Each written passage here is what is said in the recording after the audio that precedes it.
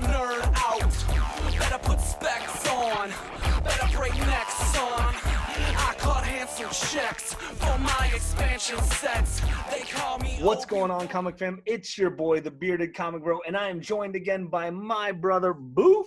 What is up, everybody? You know what it's time for? Another episode of Crafting Comics With the Bearded and Bouff. So, Are you over here? Are you over here? You're over here. It's so weird because, like, what I look at. So we're talking. We got another great episode. We got our beers. We got our comics. So, Bouff, why don't you tell our viewers what are we talking about today? Well, we're going to do Fantastic First. I mean, you want to launch a new series in the comic biz, you got to hook everybody with issue number one. And, you know, in the 90s, might have been a hologram, might have been a 64-page intro, but that was the 90s. We're past those gimmicks mostly. You know, throughout the history of comics, you got to have more than a solid story. You have to have something engaging. You have to have sick art. The cover's got to be there. It's got to draw you in, much like the beer can. And then, of course, Yep. the big firsts in beer. You know, we're talking about in our area, you know, what were those big first breweries that really hit our respective areas in Ohio and Massachusetts? You know, what's still around? What are we still drinking today? And I believe we've both had a couple of selections from those big breweries that we still love. Absolutely. So we've got our beer. We've got our topic of comics. So, hey, let's talk comics. I can feel your anger. It gives you focus. All right. So I'll introduce my beer first today. So this comes from something I've shared with you guys before. This is a Brewdog. This is what I call the Elvis juice. That's not what I call it. It's what they call it, but I'll call it that too. So I've mentioned it actually last time I talked about Brewdog. They did a Sonic Temple beer. So this is probably their second beer, I think, that kind of made them popular. But it has kind of surpassed and is taken as this is what their footprint has been in the city of Columbus. They're known for Elvis juice. If a bar has Brewdog on tap, guarantee you they're going to have Elvis juice. They released a Punk IPA, which is a good IPA. It's just your basic IPA. But this Elvis juice is a grapefruit infused IPA. And we talked about where it's not a juice bomb. It gets the right notes. But this is what I think has put them on the map here in Columbus, Ohio. Like I said, you go to a bar, you go to a restaurant, if they have Brewdog on tap, guarantee you it's at least an Elvis juice. So this is their first, I would say it's their first that just put them on the map in Ohio here. And it's tasty, it's good. So I'm going to crack this open and pour it. So while I do that, Bouff, why don't you tell us what you're drinking today? Well, actually, I got a question for you. I mean, with go for it. Elvis juice being everywhere, is that the beer in Ohio that people are after? You know, all the beer traders, like they're looking to hook up with someone in Ohio. They want a pack of Elvis juice to try that out. Yes and no. Brewdog is that they chose Columbus because of basically within 6 hours you have so many metropolitans. Mm-hmm. So their distribution is actually pretty good. We actually had a friend from our comic collective down in Atlanta picked up some Brewdog. And it was Elvis juice is what was on the shelf. So it's not as hard to find. Okay. Because it's such a popular beverage of theirs. So it is That's kind great, of putting them onto the map. So if Brewdog gets into the Boston area, the first thing you're going to see is Elvis juice. Guaranteed. Awesome. That'll be the first one. So yeah, so it's not a big trade beer just because you can get it pretty accessible here in Columbus. So But that's cool, though. Something that fantastic is accessible, and Yep. that you don't want to be chasing that white whale all the time. right, and which is nice. So it's fantastic. So Well, speaking of the Boston area, I got one of the big guns from Trillium. Trillium ooh, brewed in the 4 Point area originally. Okay. Small, little, like, no taste test. You can fill your growlers and get out the door. Then they started bottling. This is the beer that put them on the map. They did a self-titled Saison. They did a couple of sours, some wild ales, very small operation, but Fort Point, their aggressively hopped pale ale, now this being the double dry hop version, is what put them on the map. It drinks like an IPA, Okay. but not a juice bomb. I love a good earthy, bitter, piney IPA, and this pale hits all those marks for me. It's fantastic. There's a reason they do so many variations on it, because it's just that good, and people want a little bit of a spin on such a classic beer. And the pine just smacks me in the nose. Just I'm gonna just inhale it. It's oh yeah, I got it. So we've got two beers that are kind of the same genre but completely different routes. So yours is a more piney, mine's a more fruit based.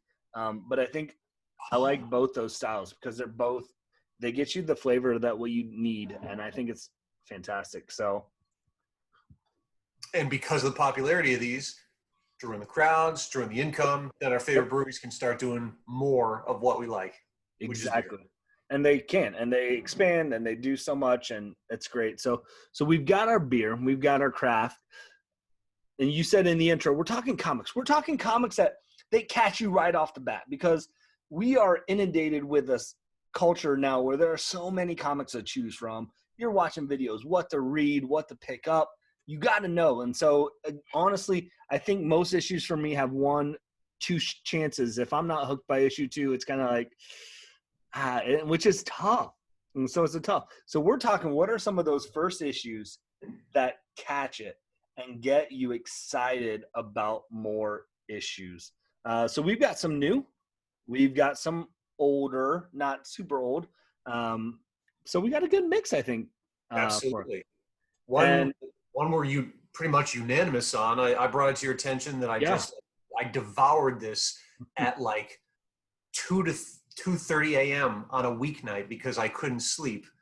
Once in Future from Boom Studios. Yes, Karen Gillan is killing the game with this. It's a beautiful story. And I think what we're gonna try and do on these is because we can go down the rabbit hole of a lot of these stories of how great they are. We're gonna focus in on those first issues though. We're gonna kind of keep with that storyline a little bit of what drew us in that first issue. And so I guess like I was familiar with Once in Future. It was kind of on your radar here lately, and that's you just read into it and you're like, oh, can we? I was like, yes, let's put this on our list. So what did you like about it? Let's get that ball rolling. Like, what was that hook for you? Issue 1. The reinvention of that Sir Arthur mythos, the old sword and sorcery in modern day. I love a spin on it. It's almost like, it's not a reboot because it's public domain and anyone can do that. Kieran Gillen is an amazing writer. He's touched some of my favorite characters.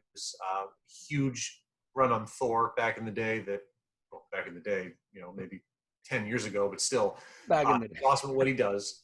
And, the art is fantastic. Dan Mora, it reminds me a lot of Ryan Otley, who I'm a huge fan of on Amazing Spider-Man and Invincible. And the colors, I can't remember the colorist's name. The colors are fantastic when you warp between the fairy realm and the sunset scenes. But the real hook, there's a charming, bumbling lead hero, but who did it for me? Nan. Tell me it's Grandma. Nan, absolutely Nan. It's Grandma. A badass Nan, grandma, British grandma that has a huge weapons cache in the middle of the woods, and there's a Gatling gun with stakes in it that she's not going to use anymore because she's killed all the vampires. Right. Yeah, he's like, what is this for? She's like, oh, it's for the vampires. Like, oh, we don't need that anymore. I took care of that. Okay. So that's where we're going. You're right. And what I think was so captivating about this story is you say King Arthur, you've heard the story. How many times have they tried to reboot the movies? You've seen all those movies, and that story has been told so many times. But what they do is they say, okay, let's take this take of something a property that most people love and is near and dear to their hearts. Because what kids didn't grow up playing as knights, right? Trying to save the damsel in distress and the castle from dragons and all, whatever. Right? Like you've heard the Knights of the Round Table, all this stuff. And they're like, how can we take a twist? And I mean, what they integrate is And if you go in blind, you're like, where are we going with this story? And what I like about it is I feel like a lot of first issues, they get you, they're like, okay, it kind of builds, and then it's that last panel that catches you where you're like, Absolutely. I gotta know. Once in Future, it kind of builds like in the first like 4 pages, and then it gets jumped right into the twist, kind of the plot twist. Like you don't wait till the end to find out that, you know, grandma's just BA, right? Like you find out middle of the issue, and she's running game then on, you know, the monster that jumps in, and it catches you right off the bat. And then they still have that last page hook, right? With like, oh, maybe King Arthur's not the good person that we're so used to. Absolutely. But I like it because I feel like it catches you early on. It's characters that you can invest in and that you're enthralled with. You're like, okay, I'm here for this story. I'm on this ride. I'm ready for it. And man, grandma though is just, she's fantastic. She's fantastic throughout the series. yes. And it's not just her, it's her interaction with the other characters too, because she's not terribly nice, even to her family, which is awesome. She's kind of a dick. And this is the first issue, so if you guys haven't read some of these, there's going to be a little bit of spoilers. But I mean, her son's like, all right, this is too crazy. Her grandson, I'm like, I'm done with this. Like, this is, she's like, no, get in the car. She points a gun at him, like, he's like, you raised me. You're not going to shoot me. And she raises his ear. She's like, no, I will. Shot him in the like, ear. Absolutely. She's like, no, like, listen here, son, you're going to do what I tell you. And then when they, you know, they find the weapons cache, and I was intrigued, but the book didn't have me until the quest beast shows up. Like, okay, there's monsters, there's magic. That's absolutely my taste in comics. And she's like, go distract it, run, so that way I can take care of some stuff. Like, she doesn't mess around. So yeah, it's a great read. I mean, I know it's on a lot of people's top reads list right now. It's hot. We talked about like how many first print, you know, how many printings. 8 printings of issue number 1. I've never heard that happen. I don't think this early in the game either. Like, I mean, granted, it's a smaller distributor, so that, you know, a publisher, so they probably started smaller count than. Right. Anyways, but I mean, it picked up steam right off the bat, and it's kept it though. Like, I mean, I'm here for this ride, and I think a lot of people like you and I are. And absolutely, it's great about that. So, and I love that I can, like, I dove into the trade. I waited until that was available, so at least I can binge it. You know, I have plenty of other things to read, so when volume 2's out, I can just boom right in there. And I told you, it's the first trade that I thought about. I kept it in my library takeout stash because I'm probably going to reread it. It's that good. It's fantastic. So talking about Once and Future, I think that leads us right into our next book that I know I've read. You have not gotten the chance to read yet. No, I've been looking forward to hearing your take on this. Tell me about it. So, Join the Future. Now, so this book dropped, I think it dropped end of February, early March. So right before COVID stuff. Okay, so there literally is one issue out there. Like, they have not, and it has been one of the most frustrating things ever because I read the first issue, and it is one of those that I flew through it, but not in a bad way. It was that it felt like I was like, that's it, I'm done. Like, where's the next issue? Like, I wanted more. So what Join the Future, I talked about it on an episode before of some of my favorite pickups. And I'm bringing it in for this first issue because it's so good. And what Join the Future talks about is it's set in this dystopian world. So you know, your usual, and it opens up, the first like couple panels is this kind of advertisement for this. Hey, come to this utopia that we have. Everything you need, food, you know, perfect homes, you know, elegant lifestyle. All you have to do is just come live with us. And it's kind of like, okay, why not? And there's this band of, I don't even want to say rebels, but kind of people are like, this seems suspect. We don't trust this organization. We don't trust this society that they built. And so they kind of are, and I say dystopian future, I'm not talking like Mad Max. I'm talking you have this like beautiful bubble universe, right, that they've created. and then it almost feels like the Old West a little bit. So maybe Ooh. like ranch, not like, you know, like ranch houses out in the woods, like log cabins. So not like, you know, Old West as in like gunfights, but as in kind of just a more, it's rustic, rural, you know, not as and it's not the Jetsons future yes, utopia.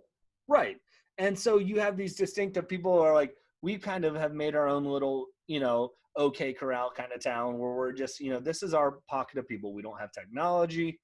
We don't have iPods and things like that. This is our pocket. And you see this interaction between the people who are there in this utopia, and these people are like, hey, you guys got to come. And the dad, who's kind of like this rebel leader, he has a son and a daughter, and they're kind of trying to figure out their roles of like, is this, you know, is technology bad? Would this not be a better life for us? Kind of dealing with this. And so, you know, there's some backstory that I can't wait to get into. And I'm just like, what? And right off the bat, there's fight between those kind of both realms, both worlds there of societies. And some stuff goes down and you're like, okay, I need to see what happens next. Like because it comes off as like this utopia is like they're fake. Like there's something behind the scenes that you're like, okay, it doesn't add up. And I'm hooked. And so I'm hyping this book up for something that is literally one issue of print. Like, I don't know any other part of the story. It could take a nosedive here, but I think it was the most prime example of something that I read one issue of. I have no other basis. There's no other inkling of anything else coming in. I'm like, no, this has me hooked. Like, I can't wait for it. Nice. So who publishes it? Like, who writes it? Who draws so it? It's pull it right here. It's from Aftershock. Oh, nice. Zach Kaplan is the creator behind it. And so show you that cover. You can I've seen that. Yep. So it's just she's, kind of the Old West person looking into this kind of utopia. And it's just really well written. Art is drawn really well. And so I think Aftershock does some really cool titles. And so I'm excited to see where they go with this, what, kind of spawns off of that. Very cool. So we've hit once in future. We've talked join the future. I think it's time to go a little blast to a lot of our past. Mm-hmm. Back to some childhood nostalgia. What are we talking about next, Bouff? The Teenage Mutant Ninja Turtles, #1 from Mirage. Not the Archie series, not the campy TV show that, we all know, we all love. This is black and white, 40 pages of violent action, like graphic fighting. The Turtles, many people don't know. One, they all had red headbands, right. The informed fan does, but the casual fan does not. And they killed people. They killed lots of people. Yes, albeit bad guys, but they also got hurt. You see the Turtles getting sliced up. Leo gets sliced up by Shredder and, just cuts him right across the belly when they're fighting in this book. Like, it is, you get an origin of the Turtles and Splinter. You get Shredder's origin. You get a fight against the Foot Clan and a fight against the Shredder, all in the entire first issue, which is probably one of the most sought after independent comics ever, I'd say. Highly valued. Absolutely. So many people I know that are trying to get it. I would love to own a copy of that. And you're right. I feel like so many of us grew up with Turtles of, like you said, the animated series, the movies, the Archie comics that kind of spawned the Playmate toys. And this, which are awesome. Which are great. But I've never seen a franchise take a complete 180 like Turtles did, of where they took a property, like you said, that first issue, rereading it is super great. And we're all rereading like reprints. Don't think either Bouff or I are like these. Right, yeah. This like is all cracking open a first printing of Turtles and rereading it for you guys. Like, wait a second, you guys should not be reading those again. They should be nice on your shelf. A, we can't afford a first printing, and B, we're reading the reprint. So, but it is. And what I found interesting in rereading, I don't know if I actually rewatched Turtles 1 and 2, the movies from the 90s recently. There is a lot from the first film that draws on that first issue. And which made me, when I was thinking of, like we said, if you know Turtles, you know it's that first issue, the early series that Eastman and Laird did, is super violent. And I think we have the nostalgia glasses on where we're like, yeah, well, I remember the kids live action movie, like, and I rewatched it. I'm like, it's pretty graphic as well for a kids movie. I'm like, Mom, Dad, what were you guys thinking? Like, because the rooftop fight at the end of Turtles is almost identical in the comics to the movie. And looking back at that, it's super violent. But it's, you know, it's movie magic where they make it casual violence, like, oh, Shredder falls into a garbage truck and Casey Jones is just like, oh, oops, I'll hit the lever and kill a person. And parents are like, oh, no worries, that's fine. It's cool. Jim Henson said it was fine to crush him. Right. And, you know, and it's crazy because it was so violent, and which is why you had an April change into the next movie, because she thought the first was too violent. And so I find it interesting rereading. I thought there would be more of a disconnect between the movie and that first issue, but it felt very similar to its roots, which I'm surprised that they got away with that, you know. But it was a great first read. It's a great, talk about an origin story, like you said. Absolutely. It's detailed. Like, they hit on everything.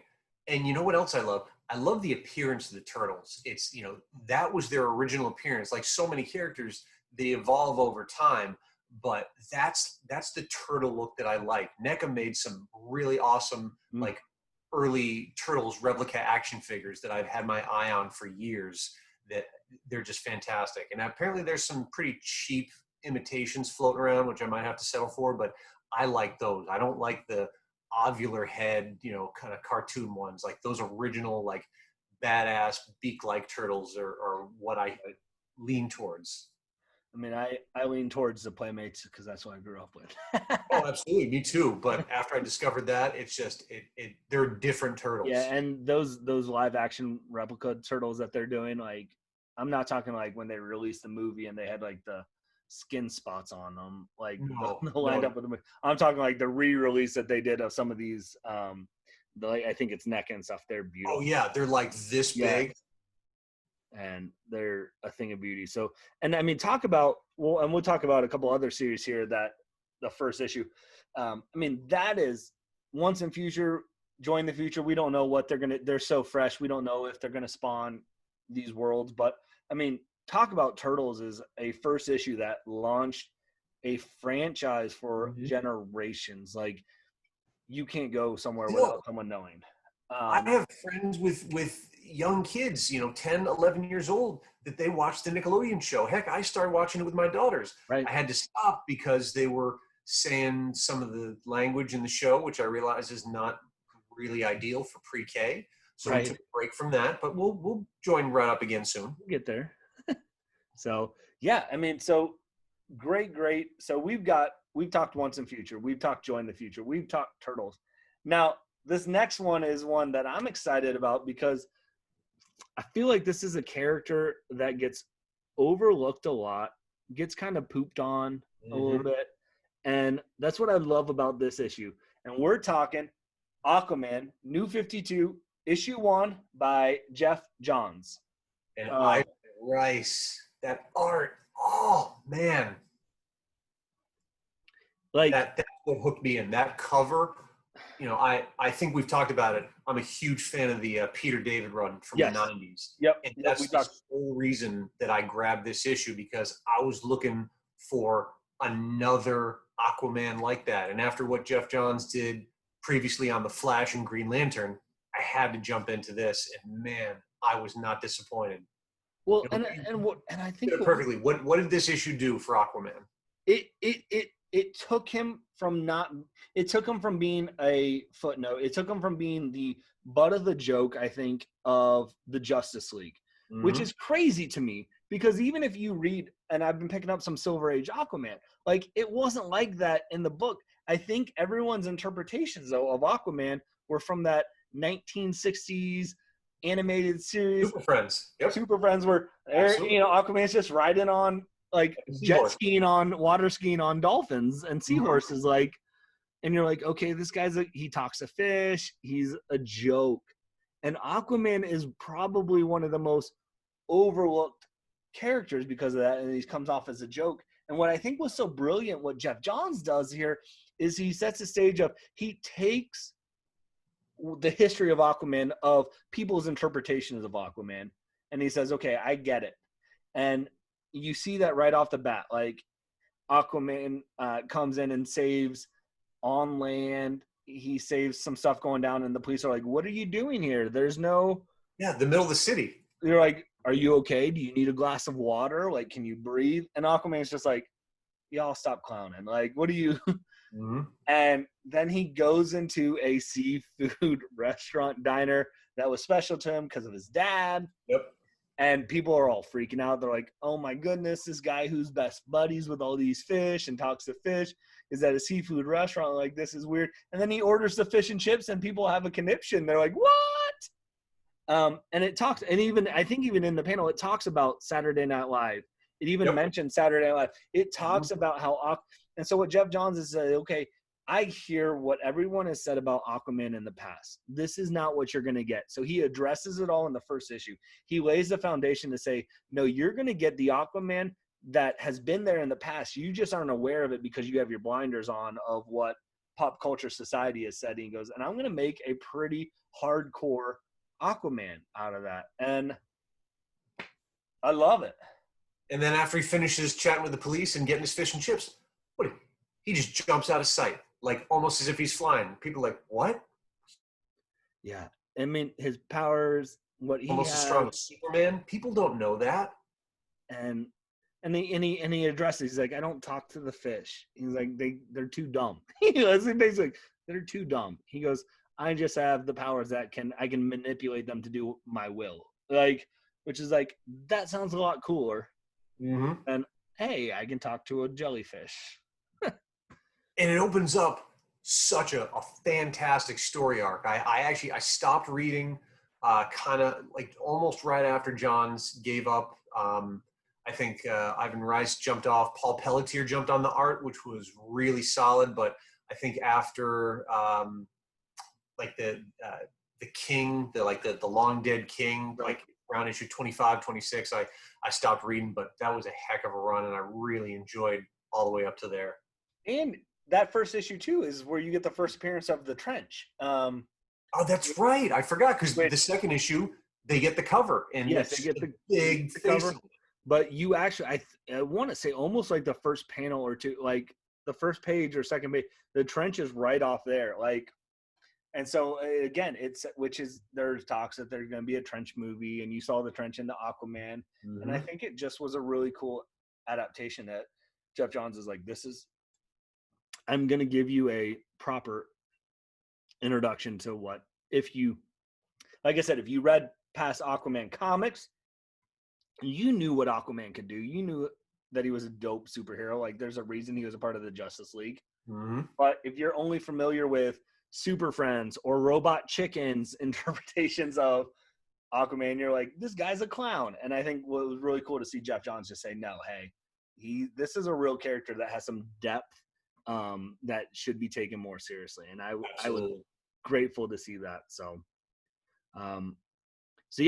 Once and Future, Join the Future, Turtles, Aquaman. Oh my goodness. Bouff, the next book. You just got exposed to this again too. Something is killing the children. Ooh. Literally read issues 1 through 3 this morning, because my library, apparently this book is so hot, they can only let people check out so many copies of it digitally every day. And the library had reached its limit after we spoke yesterday, and I couldn't read it last night. So as soon as I got up this morning, I downloaded issue 1, boom, got through it, 2, 3, and then I had to go to work. Man, I have really gotten into horror comics in the past, I'd say 5 years. This hooked me right away. The crazy premise. James Tynion is a fantastic writer. He does such unique takes on all the properties he touches. Loved his work on Detective Comics, that Batman team. Yep. This is completely different from that. Completely different. And he's brought on to, he took over Tom King's run, and so now he's on the main Batman run. And which is crazy because like he's got Batman and Something's Killing the Children, and they're both ongoing series that are fantastic. But the quick, you get a lot of quick hits. Yes. Don't get any really character development. You don't even find out Erica Slaughter until you don't find out who she is until the second issue. Right, she comes in like what, the last 3 pages or something of the first issue. And you see her in, coming out of the woods. She's Yep. in one full page and a few panels, Yep. all bloody with that crazy mask, which Yep. I think it's a variant of number 1, is just like that mask which is variant. an awesome variant, yeah. That's crazy. And then you see her. She's on the bus to go to, she gets a phone call. Right. She's on the bus to go to the town. Yep. And you see her meeting up with the kid who Correct. got to experience. And the kid looks very much like James Tinian, in my opinion. You know who I thought he looked like? The kid from that Vertigo series, Books of Magic, like the kid that was like before Harry Potter existed. Yeah. I thought he was drawn exactly like him, like glasses, hair, and everything looking really spot on. So Him, I think. I think what we talked about this, what captivated me with this issue, and what's, again, right off the bat, there's some, it leaves it at the end, but like the end isn't a big hook. Like at the end, like there's no like, hey, I got to read because of it. You're like, okay, yes, I see where this is going, and I'm excited for that. They hook you in like right after the first 3 pages where you see the slaughter. At the sleepover, right. And all of a sudden he wakes up in the police station. Because the kids are playing truth or dare. If you've not read Something's Killing the Children and you don't want to go in with any spoilers, stop this video. Walk away right now. But shame on you for not reading Something's Killing the Children. But I mean, the idea is you'll catch on, and we're not really spoiling too much for you anyways, because if the title is called Something's Killing the Children, guess what? The children die. Right, and this thing is brutal. And it's brutal. Look, like there's children's intestines everywhere. Right. And it's really like, it's unnerving almost. Like this is, you're looking for a good scare, read this alone. Read it with the lights off. Don't let your children read it. No, it is not for your kids at all. But it's this idea of, okay, you see the monster in the first issue still. You get a glimpse of what it is, which I appreciated. They don't leave you hanging. The mystery revolves around the characters more, that you get it, like Erica Slaughter, like what is going on with her?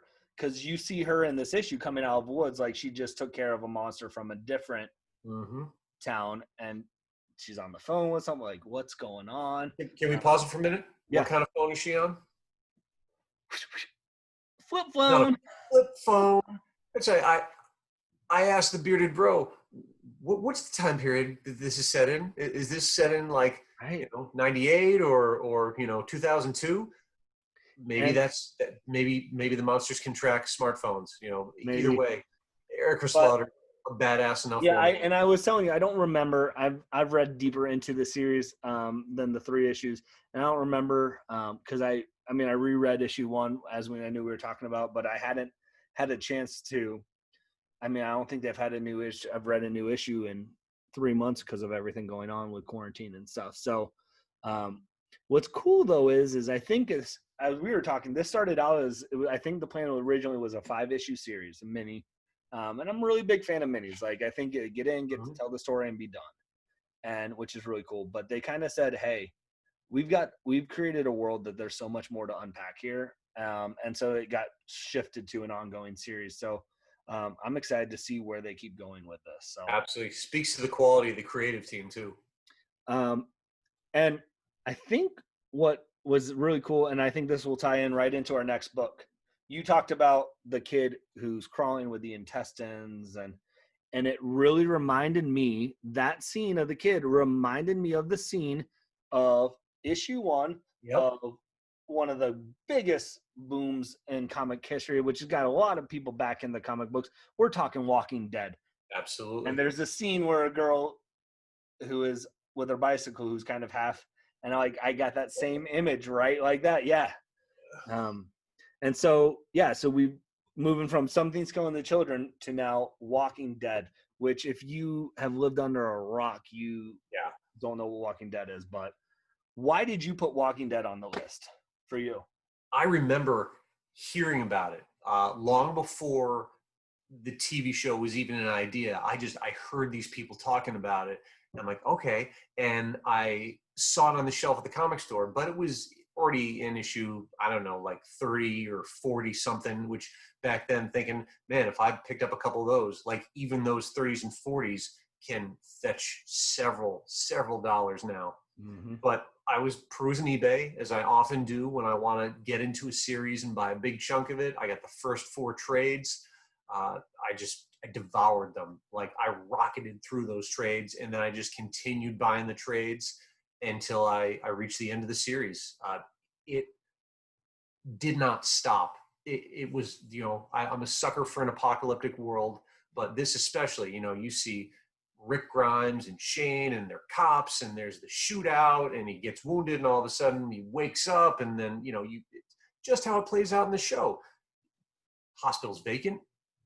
He hears moaning, don't enter, dead inside. And then all of a sudden, there's zombies, walkers, they never use the word zombie in the entire series coming out of this room.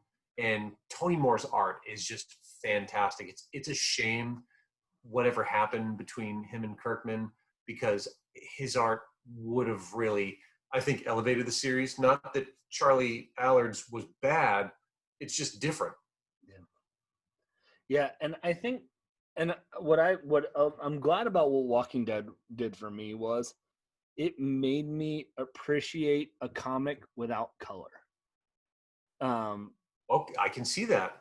Because I feel like this is true for movies. Like, if you're flipping through, you see a movie in black and white, you're like, it's old school, I don't want to watch it. Turtles, you're like, hey, there's no color. Walking Dead, I have never been just enthralled with the series as much as Walking Dead. And rereading that first issue, again, people, I have a reprint. I have like a Wizard World Comic Con issue that you can pick, or a comic store like reprint when they were doing those. So I'm reading the reprints. Okay, don't be like, oh, you're reading. Yep. Mine was Image First edition for $1. Right.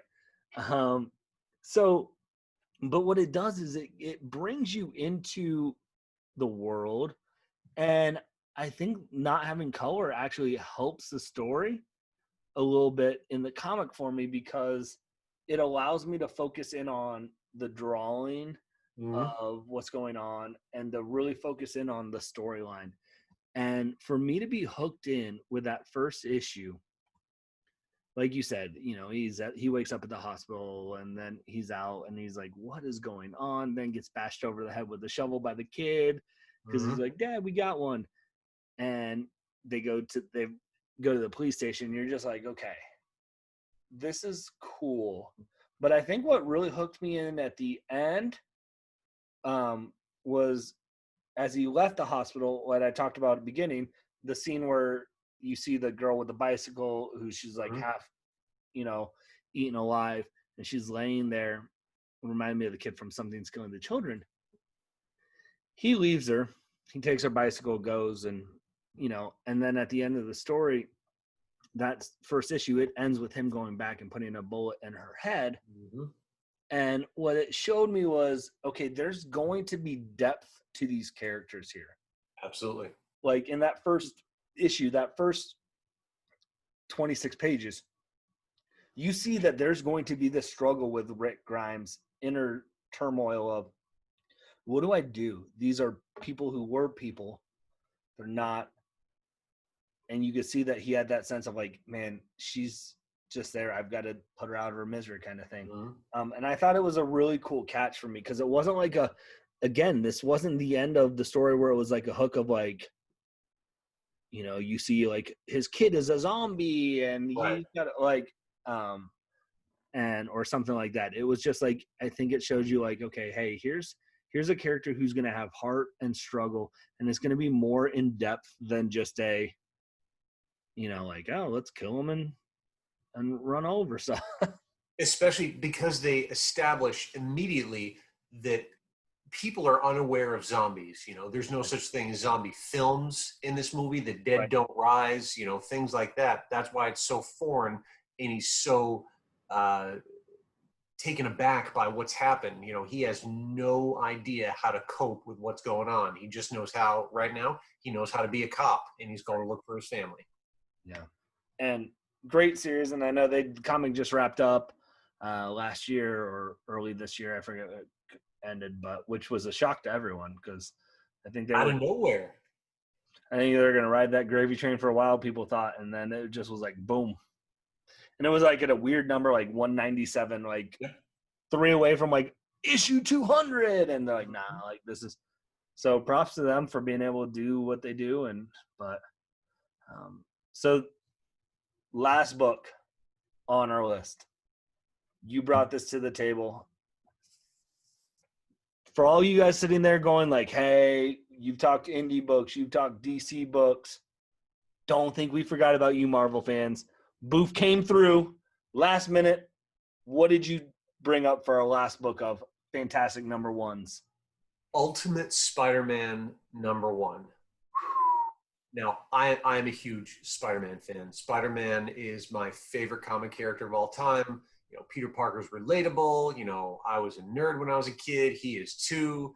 Puts on the costume, saves the day. Yes, we all know the shtick. But Ultimate Spider-Man is different. You go back to that 60s series with Stan Lee and Ditko, he's not in school very often. He doesn't have these interactions. Flash Thompson calls him a weenie, and, he does his homework, and, all of a sudden he's in the costume. You don't see the kid in high school. You don't see what he has to deal with. And, yeah, I remember what high school was like. There were ups and downs. High school is a different place these days. This is set in, I believe, the early 2000s, I remember, because I picked up the first couple of issues in New Zealand, funny enough, when I was abroad, because I had seen it in ads, and I remember, okay, I got to jump on this. I think it came out in the early 2000s. So I don't know if that lines up with your New Zealand timeline. And it does. And actually, it was released around the same time as that Kevin Smith Green Arrow, too. Yeah. Okay. And, man, what a read. For someone who considers himself so knowledgeable on Spider-Man and the character, I had been collecting since I was probably 7 years old, the Amazing Spider-Man. I was wowed. I was blown away because the character development was so engaging. You don't see Spider-Man in costume until like issue 5. You just see Peter Parker, the high school loser, his aunt and his uncle, his classmates. He gets bitten by the spider. And then we had been talking about, those hooks. This is one of those examples. That last page is the hook. And I believe, was this the first time that you had read it? So I enjoy Spider-Man. I grew up on the animated series. Spider-Man has, second to Batman, one of the best rogue galleries. Absolutely. I mean, it's Batman and then Spider-Man's rogue gallery. That's hands down. And they have the best animated series, Batman and Spider. I'm very familiar, but I had not picked up Ultimate because this was right at the time.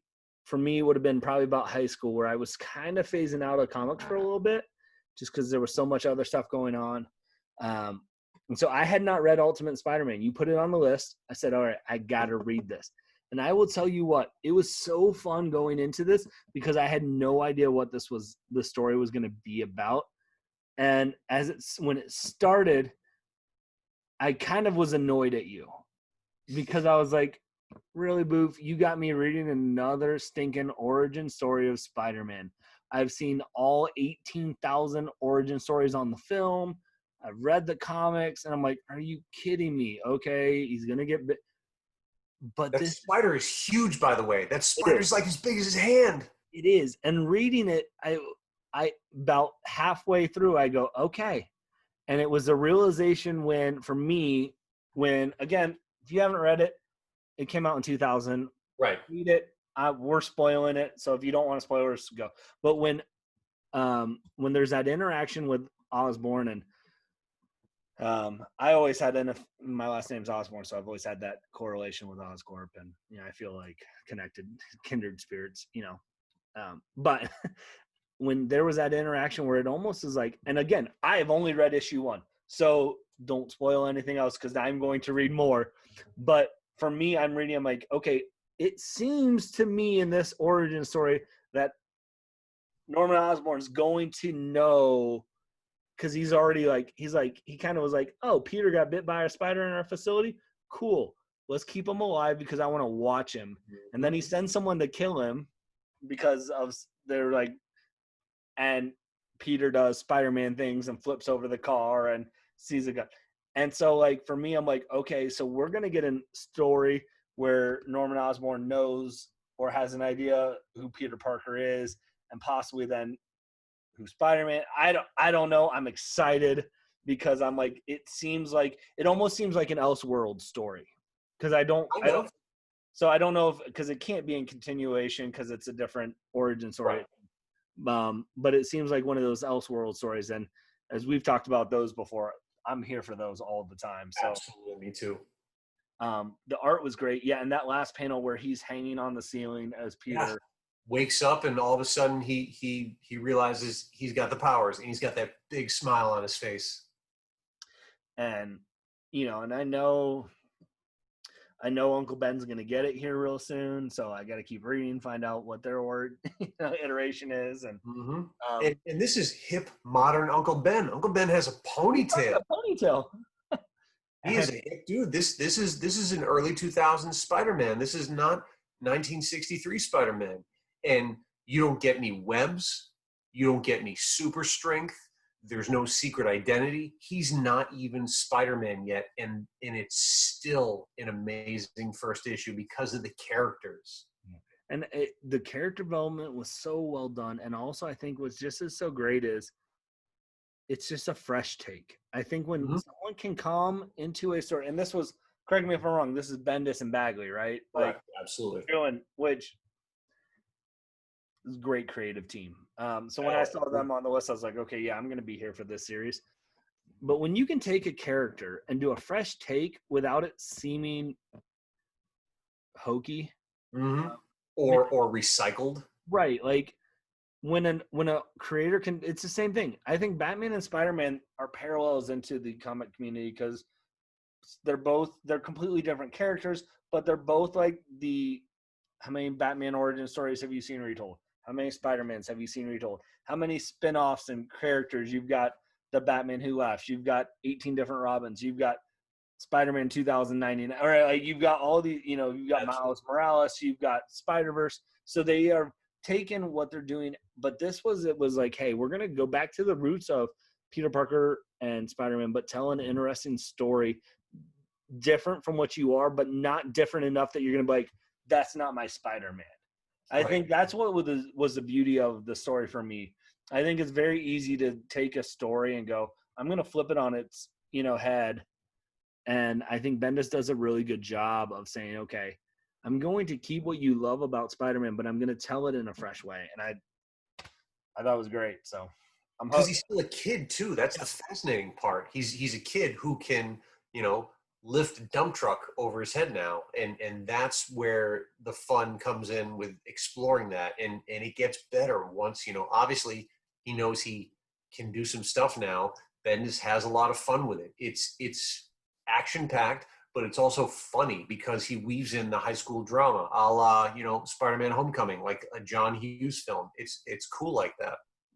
And I think that's what's the beauty of it is you see Peter Parker is more in the high school side of what he has to deal with and how would you go about, and you even see the dialogue with Uncle Ben and Aunt May is like, oh, we don't want to sue them anyways because Norman's son is one of Peter's like kind of only friends. Like they even acknowledge like they're not friends, but they're kind of friends.